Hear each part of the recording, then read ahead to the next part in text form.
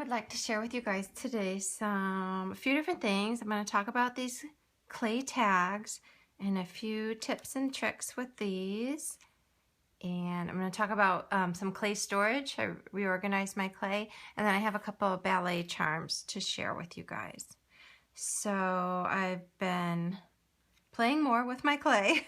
I saw on Pinterest some tags that were similar to these two, and they were just used to tie on packages as embellishments. So I wanted to make some to have in my stash. These are really fun and easy to make. These would be a fun project to do with kids. That being said, there were a few things that I tried that didn't work. So the first thing I want to talk about is using a release agent when you're using either rubber or acrylic stamps to stamp into clay. They can get stuck pretty easily, especially depending on if you're using some of the more soft clays like the Sculpey 3 clay. So you want to put something on the stamps, and some people use baby powder. I haven't tried that. I have used my my pearl stuff. What is that? The Perfect Pearls. Oh my goodness. But I picked up something that worked really well. I picked this up a couple weeks ago. This is the Pebbles Pearlescent Chalks.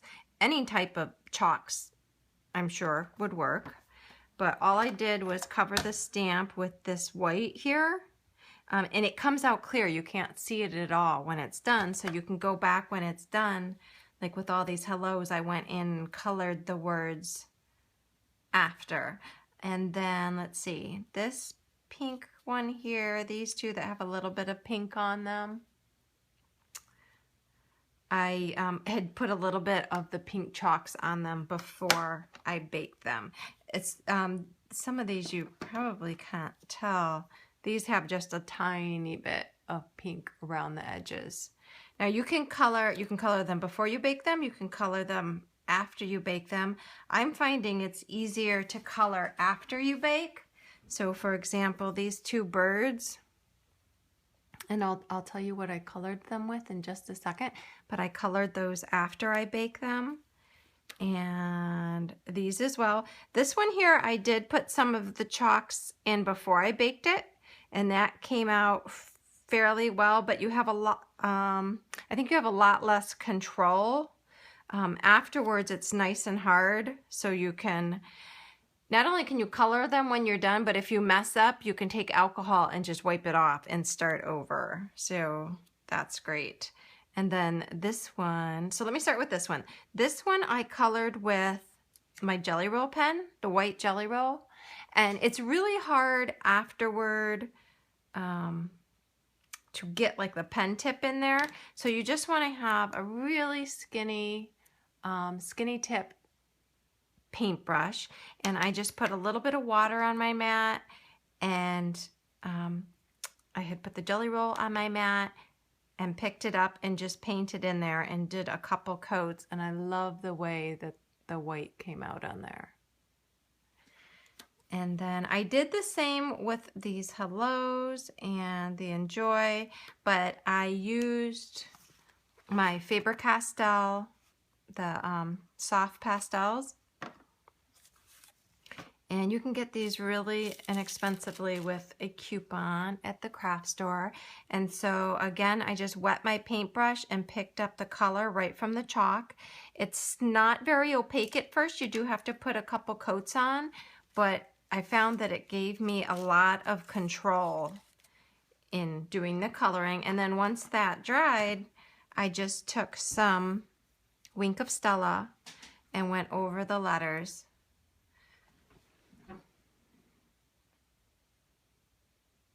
So you can see the little bit of shimmer in there. A couple things, let's see. The first thing I tried that didn't work was stamping. I tried to use like StazOn and one of my other inks, and it came out, you know, the ink was in some places and not others.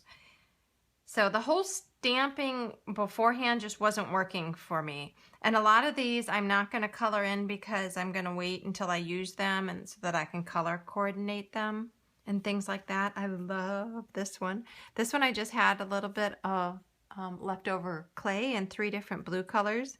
So I swirled it together, and before it was completely blended, I took, what I do is I take, to get flat circles, sometimes I do them by hand, but other times I just take my clear block and smush it down, and it makes it super easy to make your little circles. But then I just hand shaped this star, and I thought that would be super cute to hang on a birthday package. Let's see, and you could use a lot of different things to color afterward. You know, you could edge them with stays on, or you know, you can play around with different types of inks or mediums.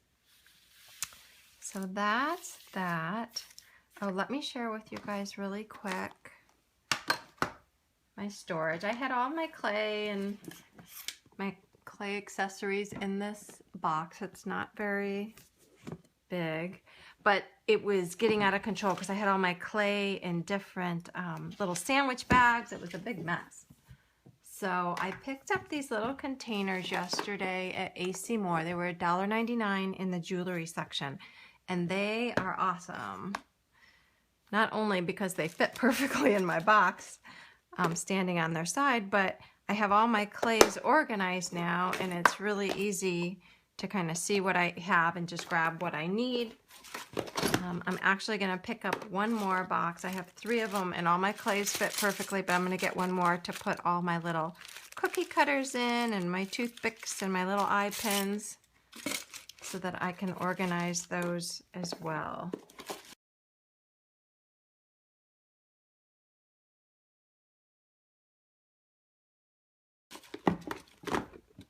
And then everything fits in there.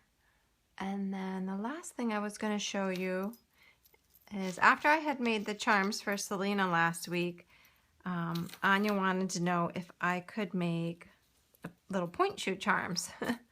So it took me actually a really long time to make these. I shaped them by hand and baked them, and then painted or colored them afterward. There was a pretty big learning curve with these. I will probably make some more now that I know what I'm doing a little bit. But this one I had painted with acrylic paint, which did not want to adhere very well to the baked clay. So I kind of just patted it on, and it looked really uneven. But then I covered it with some Mod Podge and glitter, and it totally covered up the imperfections in the painting.